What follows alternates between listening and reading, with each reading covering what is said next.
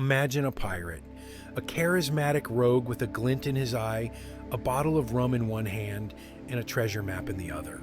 He is the master of his own destiny, a defiant rebel sailing toward a golden sunset. He is witty, charming, and eternally free. He is Captain Jack Sparrow. Now, erase that image. Erase it completely. Because the truth is far darker, filthier, and more desperate than any movie would have you believe. The real golden age of piracy, a brief violent flash in history between roughly 1650 and 1730, was not an age of romantic adventure. It was an age of brutal necessity, born from the suffering of ordinary men. The average pirate's career lasted a mere 2 years, and it rarely ended with retirement on a tropical island. It ended with disease, a cannonball, or most often, at the end of a rope, dangling for all to see. So why? Why did thousands of men turn their backs on civilization to embrace a life that was almost guaranteed to be short, brutal, and damned? The answer is one of the most surprising and misunderstood stories in maritime history. To find it, we must leave the myths behind and sail into the grim, terrifying, and unexpectedly complex world of the real pirates of the Caribbean. To understand the pirate, you must first understand the world he was escaping. For most, piracy wasn't a choice. It was a rational career move in an era of extreme cruelty. The vast majority of pirates were not thrill seekers. They were former sailors from the Royal Navy and merchant ships, and their lives were, in a word, hell. A sailor in His Majesty's Navy was subject to a level of discipline that is shocking to the modern mind. The slightest infraction, a moment of insolence, a minor neglect of duty, was met with the cat o' nine tails. This whip, with its 9 knotted cords of leather, could flay a man's back to the bone. Flogging was a routine event. Food was abysmal. Rock-hard biscuits, often crawling with weevils, and salted meat so tough it was nicknamed junk. Pay was meager and often months or even years in arrears.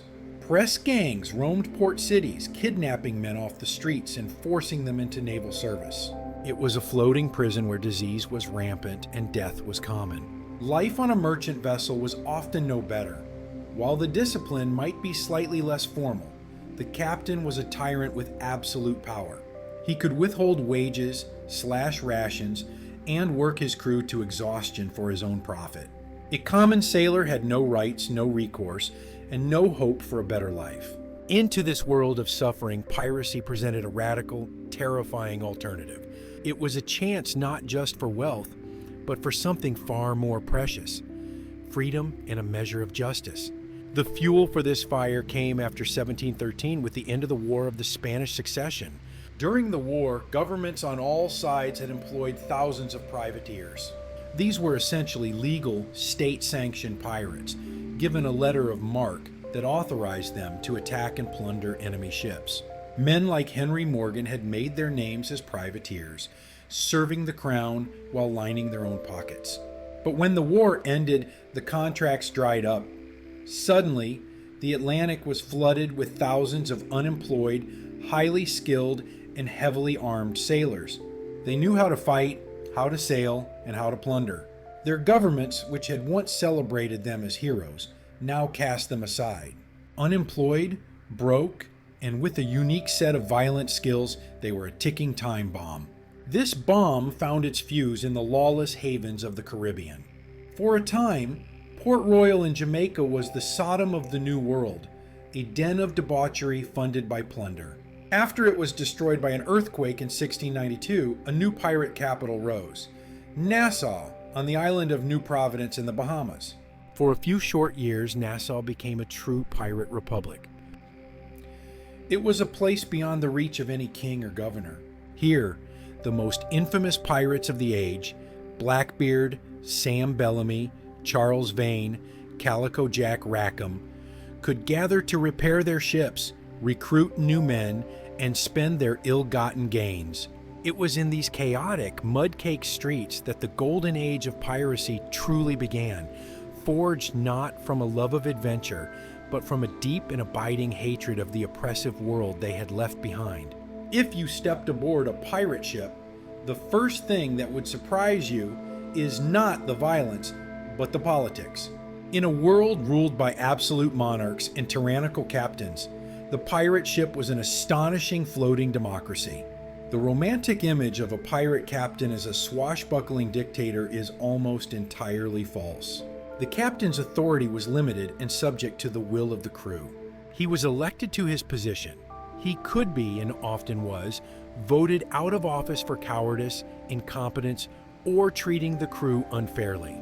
His absolute command was only recognized during the heat of battle. For the day-to-day running of the ship, the real power often lay with the quartermaster. He too was elected by the crew. He was the crew's representative, the one who distributed rations, maintained order, and, most importantly, divided the plunder. This separation of powers was a revolutionary concept designed to prevent the abuses of power they had all suffered on naval and merchant ships. This democratic spirit was codified in the Pirate Code, or the Articles of Agreement. Before a voyage began, every man would sign or make his mark on the articles. This was their constitution. The code laid out the rules for discipline and, crucially, the distribution of loot. The principle was no prey, no pay. Every man, from the captain down to the lowest deckhand, knew his exact share of any treasure taken. A captain might receive 2 shares, a skilled specialist like a surgeon or carpenter 1.5, and a regular crewman 1 full share. Compare this to a merchant vessel, where the crew received a tiny wage while the captain and owners kept the vast majority of the profit. For a common man, the pirate code represented a level of economic fairness unimaginable in the civilized world. The articles even included a form of disability insurance. A man who lost a limb or an eye in battle was guaranteed a handsome lump sum from the ship's treasury before the rest of the loot was divided. But this radical democracy existed within a floating hell. The reality of daily life was filth, sickness, and monotony. Pirate ships were horribly overcrowded, a chaotic jumble of men, weapons, and livestock. Hygiene was non-existent. The stench of unwashed bodies, bilge water, and rot was overwhelming. Diseases like scurvy, caused by a lack of vitamin C, were a constant threat, causing teeth to fall out, old wounds to reopen, and a slow, agonizing death. Dysentery, known as the bloody flux, could sweep through a crew in days. Yellow fever and malaria were ever-present dangers in the tropical waters. To cope with this grim reality, pirates consumed enormous quantities of alcohol. Rum, captured from merchant ships, was the lifeblood of the vessel. It was mixed with water and lime juice to create grog. Drunkenness was constant, a way to numb the boredom, the fear, and the physical pain of their existence. When it came time for battle, the pirates' primary weapon was not the cutlass, but terror. Hollywood depicts elegant sword fights. The reality was a strategy of psychological warfare designed to make the enemy surrender without a fight, thus preserving the pirates' most valuable assets: their ship, their ammunition, and their own lives. Their tool was the Jolly Roger. Today, it's a fun symbol. Back then, it was a death threat. When a pirate ship approached a target, it would often fly a friendly flag to get close. Then, at the last moment, they would hoist the black flag. This was a final offer. Surrender now, and your lives will be spared. If the merchant ship chose to fight and the pirates were forced to raise the red flag, it meant one thing: no quarter. No mercy. Every man aboard would be slaughtered. The pirates cultivated a demonic image. Edward Teach, or Blackbeard, was a master of this. Before battle, he would weave hemp fuses into his massive black beard and light them. Wreathed in smoke with multiple pistols strapped to his chest, he looked like a demon emerging from hell. It was pure calculated theater of terror, and it worked. Most merchant crews, underpaid and with no loyalty to their captain, would surrender the moment they saw the black flag and the terrifying visage of the men who sailed beneath it. The Golden Age of Piracy, this explosion of lawlessness, was incredibly brief. The most intense period lasted for little more than a decade, from about 1715 to 1725. The careers of the pirates themselves were even shorter. The great trading nations, Britain, France, and Spain, could not tolerate the disruption to their colonial wealth indefinitely. The pirates were a direct threat to the entire economic system of the Atlantic world, and so the empires struck back. Their strategy was two-pronged. First, they offered the king's pardon. Pirates were given a limited window of time to surrender themselves to a colonial governor in exchange for a full pardon for their crimes. Many, weary of the brutal life, accepted the offer. It was a way to fracture the pirate brotherhood, turning former comrades into potential informants. The second prong was brute force. They dispatched dedicated, ruthless pirate hunters to the Caribbean.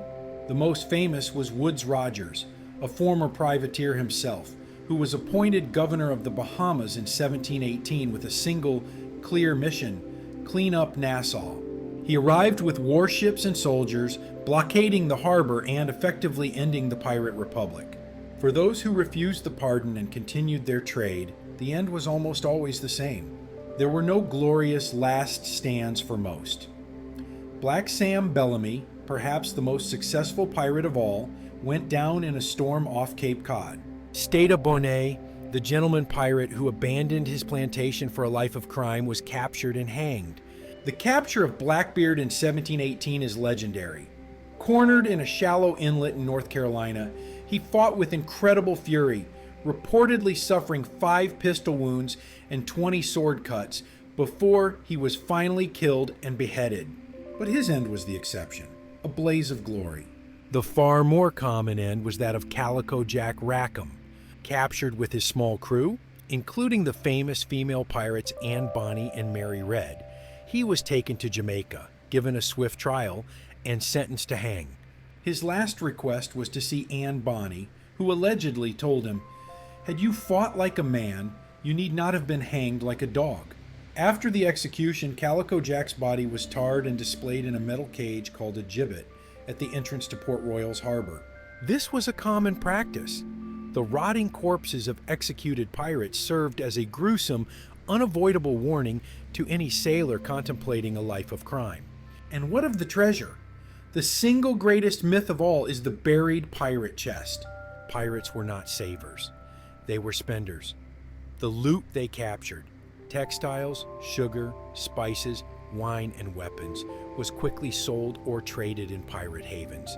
Any coins were spent just as fast on drink, food, and women. Their life was short and uncertain. There was no point in long-term financial planning. The entire legend of buried treasure comes from a handful of exceptions, most famously Captain William Kidd, who did bury some treasure before being captured, hoping to use it as a bargaining chip. It didn't work. He was hanged, and his exceptional story became the fictional rule. The real pirates of the Caribbean were not the free-spirited rebels of our imagination. They were desperate men, fleeing a world that was even more cruel and unjust than the one they created. Their ships were a paradox, a radical experiment in democracy and economic fairness, floating on an ocean of disease, violence, and despair. So why do we cling to the romantic myth? Why do we cheer for the charismatic rogue instead of acknowledging the desperate, doomed sailor? Perhaps it's because the pirate represents a fantasy of absolute freedom, an escape from the rules and drudgery of modern life. They were outlaws who created their own laws, their own society, however brief and violent it may have been. But history demands we remember the truth. The next time you see a swashbuckling hero on screen, remember the real men of that era. Remember the choice they faced: a slow, miserable death in the service of an empire, or a short, violent life under the black flag. And then, perhaps you will understand the profound tragedy behind one of history's most enduring and deceptive legends. The real story isn't about the gold they sought, but the misery they fled.